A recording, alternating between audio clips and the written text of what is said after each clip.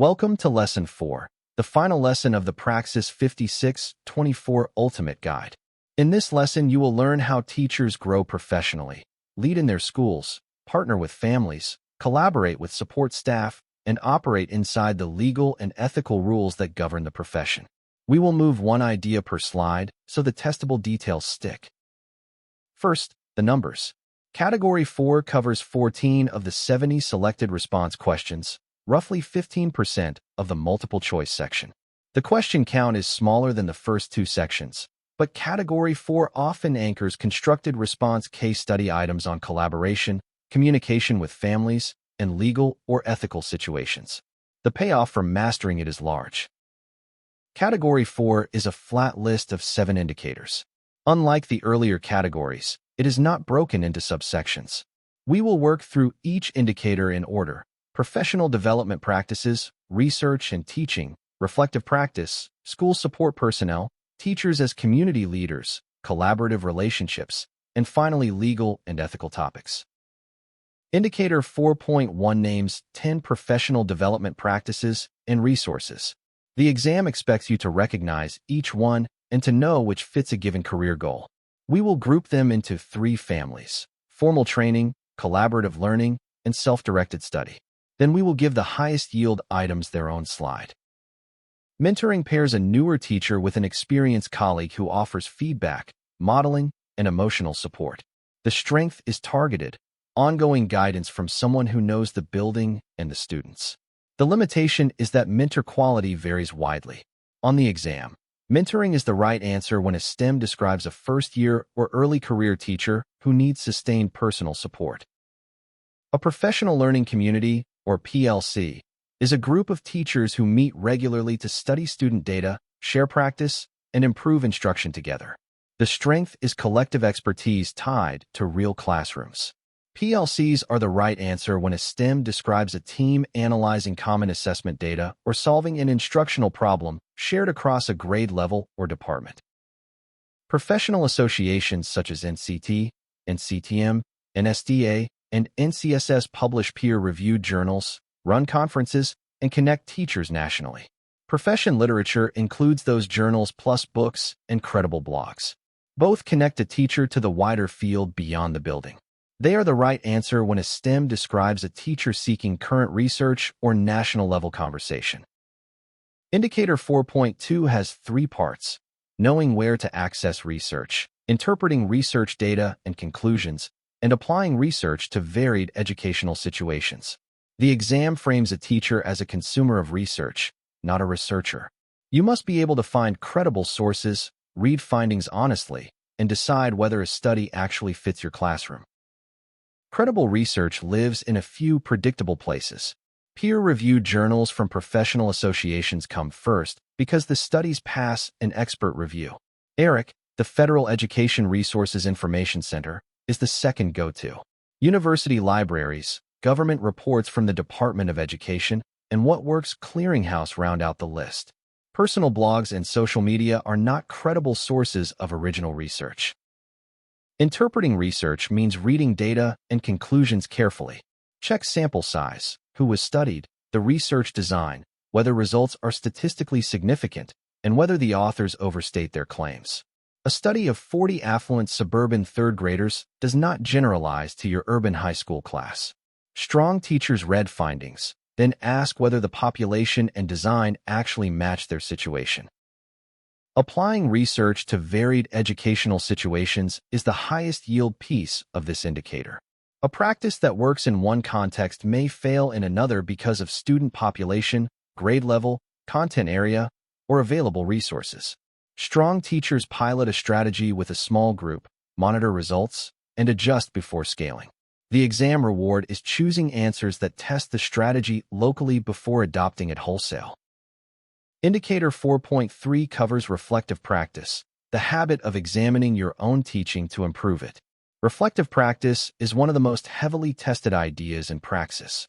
The exam frames it as a professional responsibility, not an optional add-on. We will look at why it matters, then walk through 6 specific activities the framework names by name. The framework names 6 reflective practice activities you must recognize. Reflective journal and incident analysis are private, written modes. Self and peer assessment is structured against criteria. Portfolio collects artifacts over time. Peer observation and critical friend bring an outside set of eyes. Each carries its own strengths. A reflective journal is an ongoing written record of teaching events and the thinking that surrounds them. Strong journals do not just describe. They ask why a moment worked or failed and what to try next. The strength is that writing forces specificity. The limitation is that it is private and unverified, so growth depends entirely on the writer's honesty. Peer observation has one teacher watch another teach, then debrief afterward. The strength is that an outside set of eyes catches habits the teacher cannot see. The format is non-evaluative. It is for learning, not formal scoring. On the exam, peer observation is the right answer when a teacher wants concrete feedback on classroom routines, pacing, or student engagement. A critical friend is a trusted colleague whose job is to push back on your thinking. The relationship is supportive in spirit, but challenging in content. A critical friend asks questions like, "What evidence do you have for that claim?" Or "Have you considered the opposite explanation?" On the exam, the critical friend is the right answer when a STEM mentions challenging assumptions or testing one's own thinking. Indicator 4.4 names 7 school support personnel you must recognize. The exam expects you to know what each role does and which one to consult in a given scenario. We will start with a grouped overview, then take the highest yield roles one at a time. Knowing the right person to refer a problem to is a frequent Praxis test target. The guidance counselor supports students with academic planning, social and emotional concerns, and post-secondary preparation.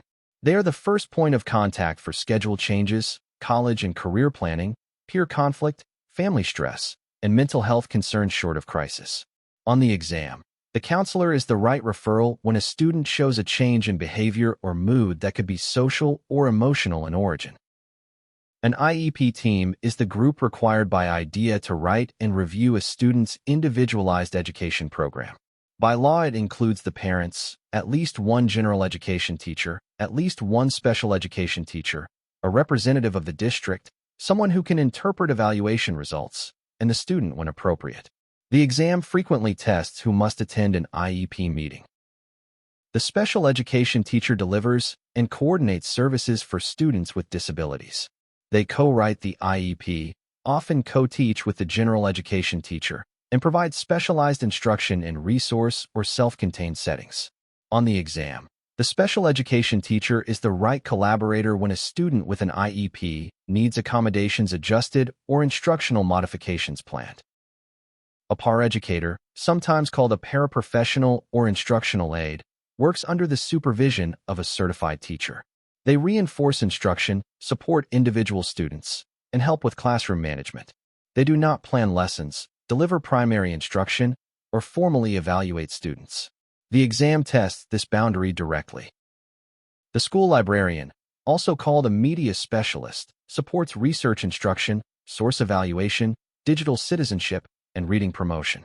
They are a co-teaching partner for any unit that involves research or information literacy. On the exam, the librarian is the right resource when a STEM mentions students learning to evaluate sources, gather evidence, or build research skills. 3 therapists and the gifted and talented teacher round out the support roster. Speech-language pathologists work on articulation, language, and communication. Physical therapists address gross motor and mobility. Occupational therapists handle fine motor, sensory, and daily living skills. The gifted and talented teacher provides advanced curriculum and enrichment for students identified as gifted. Excellent! You just completed half of Lesson 4 by mastering the professional growth side. Professional development practices, how to use research on teaching, reflective practice, and the major school support personnel who collaborate with you. The full Lesson 4 continues with teachers as community leaders, family and community partnerships, and all 9 legal and ethical topics that the exam tests, including the mandated reporting trap. To finish Lesson 4 and unlock the complete Praxis 56-24 Ultimate Guide, visit TeacherPreps.com.